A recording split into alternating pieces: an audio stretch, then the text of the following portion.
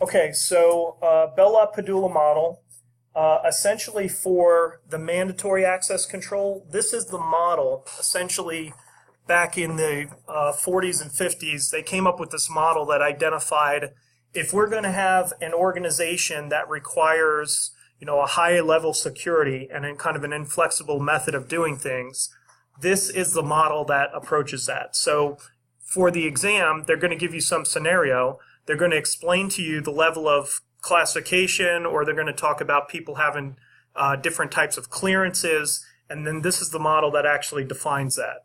Okay? Keep in mind that this is focused on confidentiality. You remember inside of the information triad, we got confidentiality, we've got what? Integrity, and what else?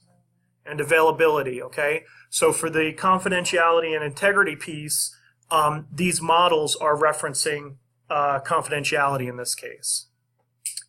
The next one that we have is called the BIBA integrity model, and what it does is it focuses on integrity, and what it does is it groups objects based on data, and it bases it on subjects, all right? And those integrity levels are defined as such, all right? So just keep in mind, if we're talking confidentiality, we're talking Bell-LaPadula. If we're talking integrity, we're talking the BIBA model. Okay, the next one that's also focused on integrity is called Wilson-Clark, and what this utilizes is this concept of a constrained data item, and what it does is it just validates that the objects that are being used have that level of integrity. All right. Keep in mind that now you have two different models that you can go to if you're talking from an integrity standpoint.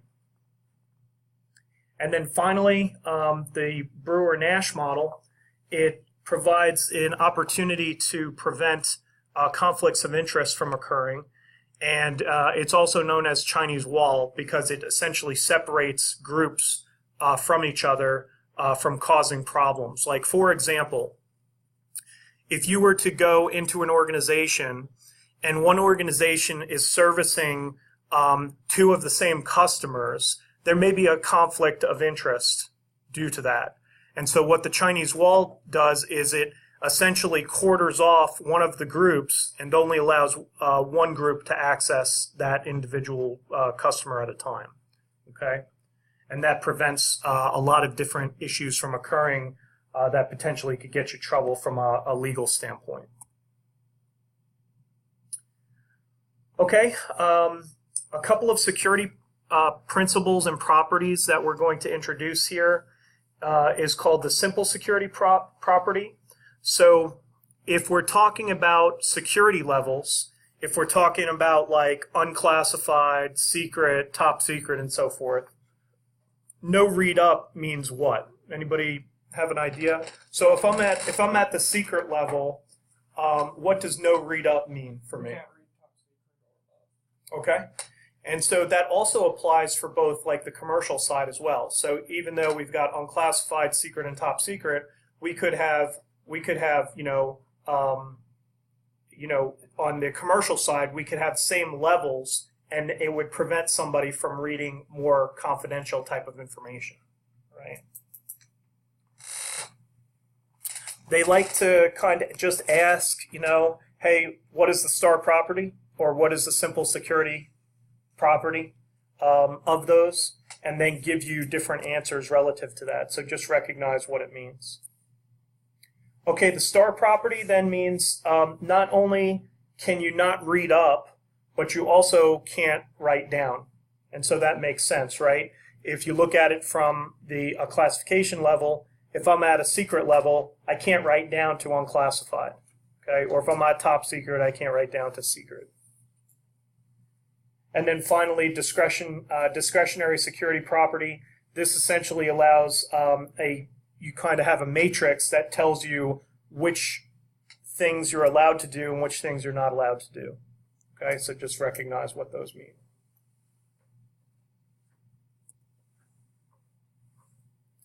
A couple of things that we will start to really get into on the deeper dive is this concept of best practices. You've already been introduced to the concept of least privilege.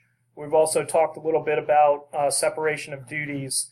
But for each one of these kind of best practices, the reason why you would go through these is to make sure that you have kind of covered all of your bases moving forward. Okay. And we're going to actually have a much larger discussion about this when we get into expansion of access controls moving forward. Okay, last thing that we'll mention is this concept of a trusted operating system. Essentially, you're going to hear about what's called the common criteria. You're also going to be introduced to this EAL levels, or evaluation assurance levels.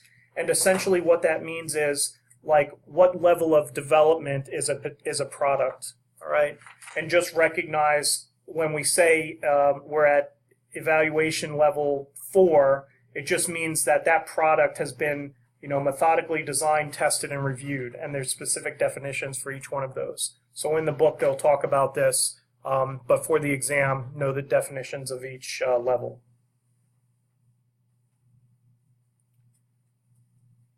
Okay, so that's all I got on this one. Anybody have any questions?